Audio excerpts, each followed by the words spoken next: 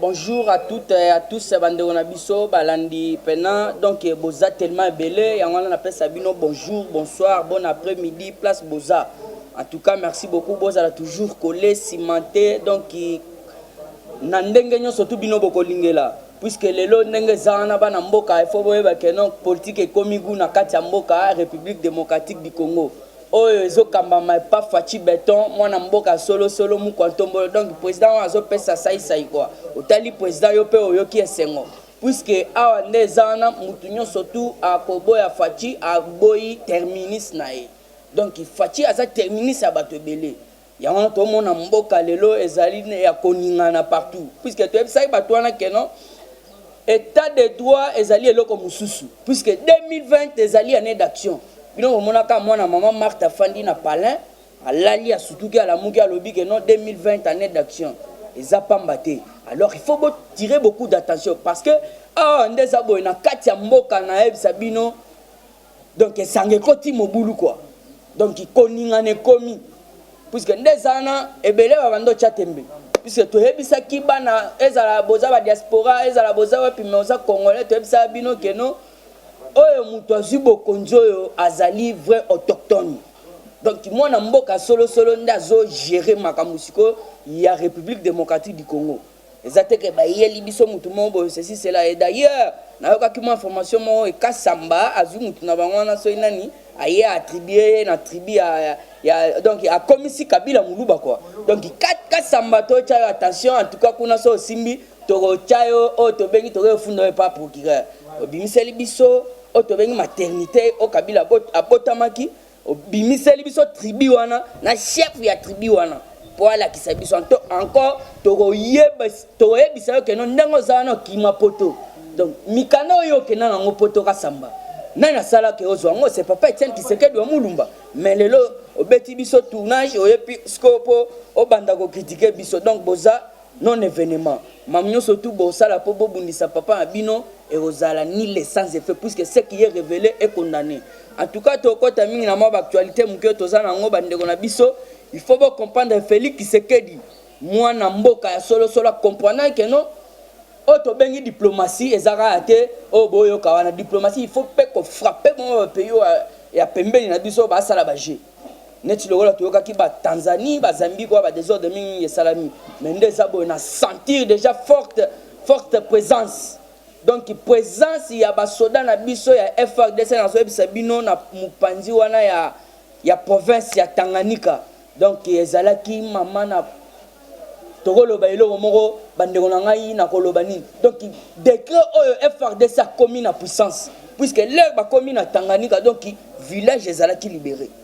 Ya wana to ebisaka bino mboko oyo eza mboka moko ekutani na mutu ya Nzambe. Alors malgré bango surtout bazo sala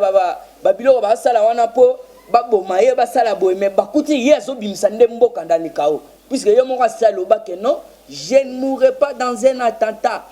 car ma tête est introuvable. Alors il faut bien comprendre mutu déjà ça mi bimisi et d'ailleurs na zo parole wana na ya mama otobengi mama na biso mama Marthe Kasalu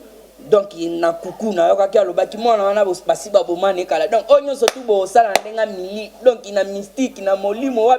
bokuta ete. Alors faut bien comprendre muto bino bo bundisa wana donc azane muto azali susu na boete akomi na monde d'extrait un monde abstral. Alors il faut bien comprendre que no bitumo yo surtout bo sala ezala batambo mamba puisque tambo mamba d'ailleurs il faut boyeba que non papa oya zana chevelure ya pembete na muto en tout cas il faut douter na sagesse na ye. Donc azana chevelure ya pembete na mutu papa troisième âge. Donc il faut qu'on douter na sagesse na ye. Ya wana mutu wana biso to ebisaka bino bazali ba Rwandais o bayaki na mboka bazalaki na plan. Alors bakutani sikoni libenda moto fachi béton. Puisque ndezana na webisa bino ba Alexis Tamboy Mwamba ba nani wana nyo surtout ba caméra ba nini puisque bo cholanda tipa wana posé ezali auto bengi audience publique mais bino boyana mamna bino na bisa bino déjà na émission na salaki. Alors na webisa bino que non na moment toza na moment ya ba non intouchable bazana place de la République démocratique du Congo. Puisque ndenge zawana il faut bien comprendre le procès wana bimisi mama na ba révélation sous au biso peuple congolais to bandaki koyeba te neti bato ba coordonnaki misala wana na moni kombo ya mutu oyo ezo figurer kuna boto e bate bakozala pe interpeller ou pas puisque na moni kombo kuna ya Nicolas Kazadi, André Otobengi Wambeso, Pete Kazadi, Alexis Kadima, Justin Kamere. Donc baza ebele kuna ba osko basala ki supervision puisque voilà ba coordonnateur na ba superviseur. Alors il faut bien comprendre que ba oyo baza ba superviseur na moni kombo ya Luwaka ezakuna muto akosa biso il connaît le Congo qui a été ndebo poa boma Congo kombo na ezakuna il faut ba interpeller to moni kombo pe na muto to bengi Guilain Tembo na muto to bengi Henri Av. Donc batu wana nyonso tout bakozala interpeller ou pas. Donc to moni pe kombo ya Pierre Kangudia Kangudia pe aza interpeller papa mbongo ebele boyeboke na ngwapi yangana ba congolais bazaka un peu permettez les termes balamo maelete au moins muto azumbonga peuple congolais en général a sanctionné na poste yo bando benga ye boss bando benga ye honorable or comment est déshonorable. Donc il faut comprendre que na Congo tozana bato batondisa CV na bango pona donc il lukuta trop. Alors tozana tango siko fati beton en tout cas tozana tango ya ba CVT puisque tozana ba CV belé ya kana donc sagesse na intellectuel les andé ya koyiba en tout cas na moment République démocratique du Congo ya na tate ya ba CV. Donc CV tout le monde qui est belé à ba CV les andé à ba escroc les andé à ba miibi ba yende ko faire souffrir peuple congolais puisque biso to le belaka peuple idéologie to za ngoza ya papa Etienne Tshisekedi wa Mulumba. Donc le peuple d'abord ya wana azu famille na yana tout d'abord a tie Mupanzi azu ba fait na pe abando ça la tie Mupanzi a engagé peuple so koti na fusion ya peuple okolela ndenga bandaki kolela. En tout cas il faut bien comprendre batouana il fallait basamba na ndenge moko akosakana te. Donc il faut bien comprendre que non procès wana ezalaki procès moko batu bazela ngo ndire match moko ya Renaissance na imana quoi babando c'est la match moko ya Barcelone donc na ba Paris wana ba nini ba marque bongo siko ana kati ya République démocratique du Congo. Il faut bien comprendre que Mukontombolo Fati Beton yepe na kati ya Palestine na ye azaki pe liboso ya moi otobengi etandoike na epe pour comprendre ndenge nini babanda ko senga procès. Donc au mona mboka fandi calmement donc très calme azolanda procès parce que procès wana na ebisa ba juge soki ezalaki nga donc kamemba moko na katika procès mba moko allez totindi lisusu na ma puisque mutu yo ko samba comment ça fait que arrogance et matati na niveau wana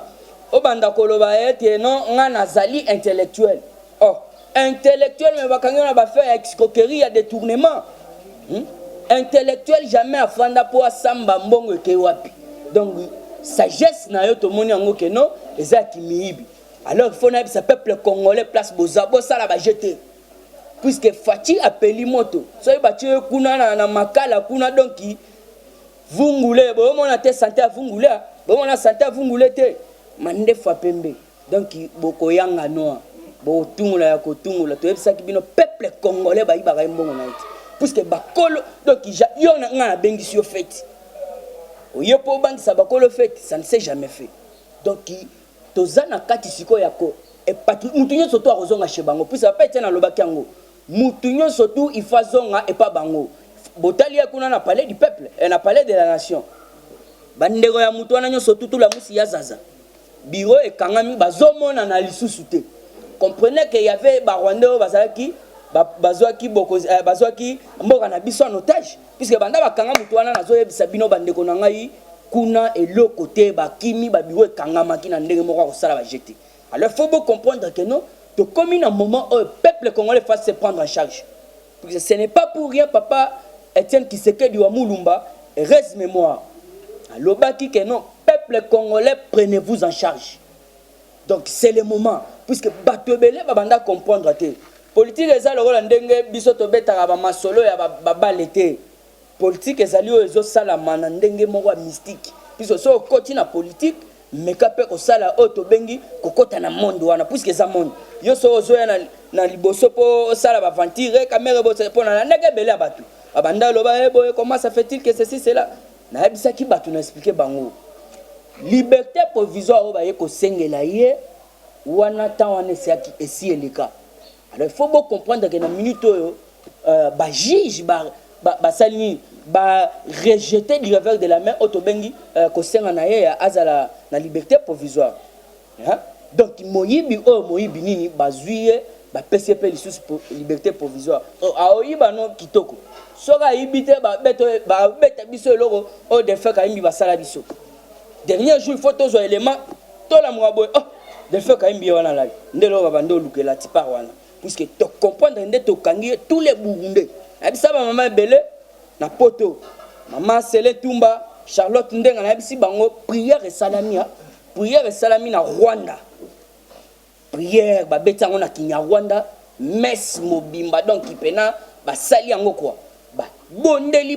pour la libération ya Vital Lwakaningi donc on peut comprendre que non na coup donc na jugement bazotu na yeke oza congolais azon di maza congolais donc il te comprendre que nationalité na biso ba komote kango le rôle neti ba te kanguba to comprendre ngo te puisque tout ça na ba auto bengi ba passeport ya tipa wana etamboli pe monde mobimba eza passeport burundais donc comment ça fait-il que nationalité na biso ba komi ko sakana nango à n'importe qui en tout cas tozo benga gouvernement donc bo sala auto bengi ko landela makambo wana puisque to moni que non ba juge liboso ya batwana bazude maloba puisque du côté ya mundele wana Jamal Samit ya bandaki kolela kaka 15 000 maisons 15 000 maisons automoni le côté samba alingi ko samba na libanais bon to comprendre te leo tikaki soki liban kuna oya ki po samba na libanais o so sende donc kuna na mateto samba ina na munogoni donc to comprendre que non bango mi balé ba yebani eza ba jeune avant puisque ba photo ezali soko olinga ozwango zwa numéro plus 243 97 38 47 938 plus 233 97 38 47 933 na tindelo ba photo Jamal Samit ba fanda wana caméra na palais na ye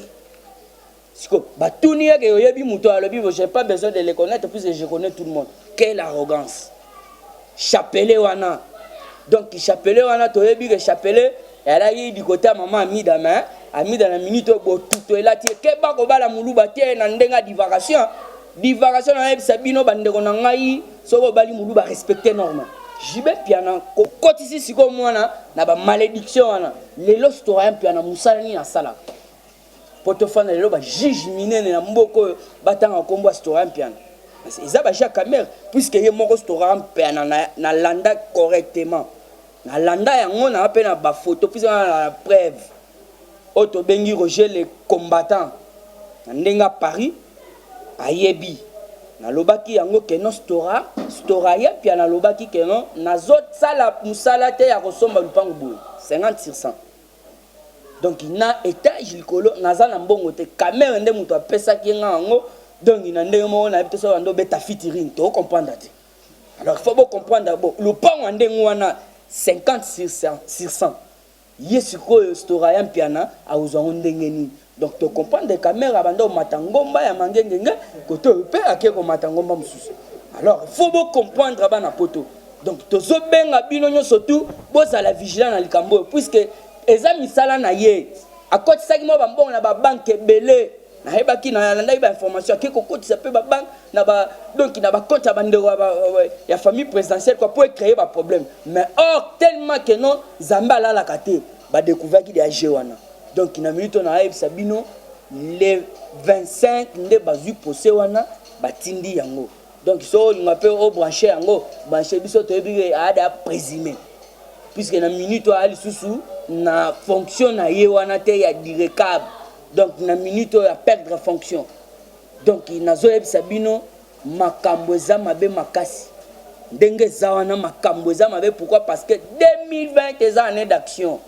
Donc action to ebisa bino eza action bino bando zelate eza action na mambo amike puisque Fachi Beton lobaki yango tout au début alobaki je dois tout d'abord déboulonner le système donc peuple congolais avant il faut pas déboulonner puisque au Congolais te so ba déboulonner na pesa ra exemple amuke moi na mboka Fachi Beton apesi moi misolo basala ba travaux ya saute de mouton les gars na pompage au monde ndé bord wana bimisi bote donc paysage ya mboka donc moi na mboka yé mu kwantombolo Fachi Beton azui vision ya ndenga libanda puisque alobaki oya ko vivre na Congo ba année zoya aleki ba ba vivre na poto parce que moi na mboka bimisi mbongo tiana no ba biloko wana po pesa mboka bien bon moi ba embouteillage ezalate bazwi mbongo wana ekomi ya Landa Kamere, Landa Jamal Samit kanga wana. Bon, par exemple, moi na mboka Fachi Beton plus azozanga mbongo te ya social. Et d'ailleurs ministre wana ya social incompétente. Toyebi ete. Maramba mike ya kosala omona ngo pété. Siko Fachi Beton so bimisi mbongo ke no peuple congolais il y a social siko na minute. Et comme attend limité puisque ba mi bazanga tout autour début. Yango il faut na déboulonner systématiquement. Et d'ailleurs boya ki confiné mais na bisa bino ke non. Donc comportement attitude il y a en position des autres indikaye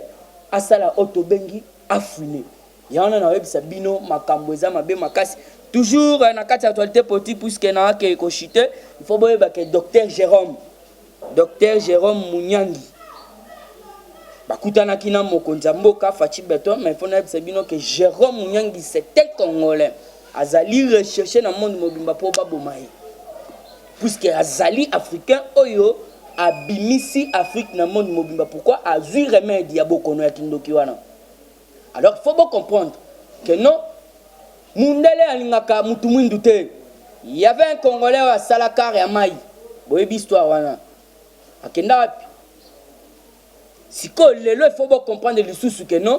mutu a trouvé remède ya bokono monde mobimba États-Unis d'Amérique, Chine, Pékin, partout, Allemagne.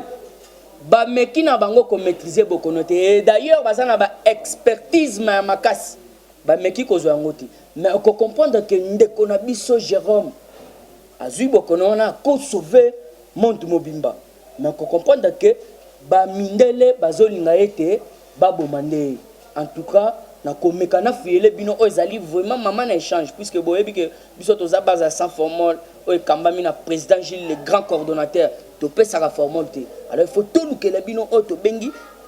ezalaki pena contenu na likamuna bango. Na leki wana il faut na ebisa bino ke bandeko na ngai insécurité moyen te. Insécurité moyen te Gilbert Kankonde biso ba pesa biso info. To genda ologota te ba pesa biso tala boy to lali boy partout to leki. Moi na mboka Fachi Beton abimisi mbongo na ye. Ba karonyo surtout boyoki. Wa pesi la police. Mbongo ya ye moko on a mbongo mike nda sali dans la République démocratique du Congo. Alors il n'avait pas voulu le dire nda sali yango na ndenge wana parce que comprendre que bakara ngo na habité so comme ya ba adida otondeni bakara il faut ezala na ba coin oyo insécurité ça neti ba du côté na biso kuna na ba rumbu nga na yebi ba plein belé ba opéraka donc boye na kara na biso mususu ezala po eza musala eza tere ya bosa ngo ya temps so tondeni to comprendre ati. Donc, il faut limiter que non insécurité et matandenge wana puisque Fachi Beton solo comme moyen to ya insécurité et kita mais to comprendre au lieu to insécurité et kita ezali komata. Alors Gilbert Kankonde to pesi pena auto bengi donc il makoki ya kozwa insécurité donc il na makamboyo na Lubumbashi va même na Beni kutu balobi lobby moyen te. Leli donc il y a ça va jeter babandi mais donc na ba arme blanche donc na ba arme artisanale donc na ndenge nyoso tout en tout cas ba sengi gouvernement central batala likamuna bango. Voilà toujours na kati actualité puisque na chité wana boye ba ke makambo bandi puisque tout monde a que non ba criminel nyoso tout ba boma ba congolais na biso bazala na kati ya ko circuler donc ba criminel ba boma ba congolais bazaka na kati ya ko circuler to yebi bango bien. Le kola auto bengi Hippolyte Kanambe Zoé Kanambe batu wana nyoso to yebi ke baza ko circuler Kanambe kalate boyo ka scénario puisque scénario ezali na ebisa bino ka ke no scénario ezana kati ya République démocratique du Congo ndeza boye makambo se baby. Voilà na moni de kuna na caméra ba lobi ngonge koki et pas ba auto bengi ba tuna biso ya bilili. Donc sans plus tarder pour na kende pe nazo pesa batu na ngai oyo merci puisque baza batu oyo ngolo to sala ba gathering te donc quoi ba rassemblement to sala ngote donc batu nde nazo pesa bango mbote nde batu ba pesa 500 fois kendo futa transport kendo lexa information na média lokola mutu na nga oyo to bengi vie na nga Gustave na kati ya Belgique wana vie na nga pena na kati ya Mutema vie Damas mobali ya Mama Nora donc Everi Mekano wana azali mobali ya mama libanaise Edi Kitoko ya lo anglais Donc maman Edi Kitoko, I wish you, donc I greet you, so the good thing to you, Zebele, I love you, donc il n'a pas belé. En tout cas, nazo zelelo qu'on a biso puisque à présent je la lobby des douanements zélo côté pour yo pe kuna trois ma bende zélo côté tozo zelango puisque vous a bateau balinga biso puisque to pesa rande ba vrai ba news. En tout cas, merci beaucoup na maman Tumba Sele, merci na Venangai Otobengi Andi na Katia State. Merci vraiment à papa Jacques na Lubumbashi. En tout cas, ma tipiche eninga na pena, elle a toujours mobilisé malgré ba insécurité wana eza fief na biso. Donc il faut toujours mobilisation ezala. Charlotte Ndenga maman sociale na Katia Paris. Merci beaucoup na Otobengi Siko papa Prince. Donc il n'a pas si merci place Bozali, Boza tellement belé. Tous les mamans diaspora, toutes les mamans vraiment quoi, c'est ce qu'il me fait dire. Toutes les mamans diaspora nazo pesa bino donc merci belé puisque Bolanda biso. Maman Anne, maman Georgette, donc boza tellement belé, maman Marie-Josée Mbombo na Katia Suède, donc boza tellement belé en tout cas, ngonga ekoki ngai na suki wana pona bandeko na biso pe baleka. Merci beaucoup, à la prochaine.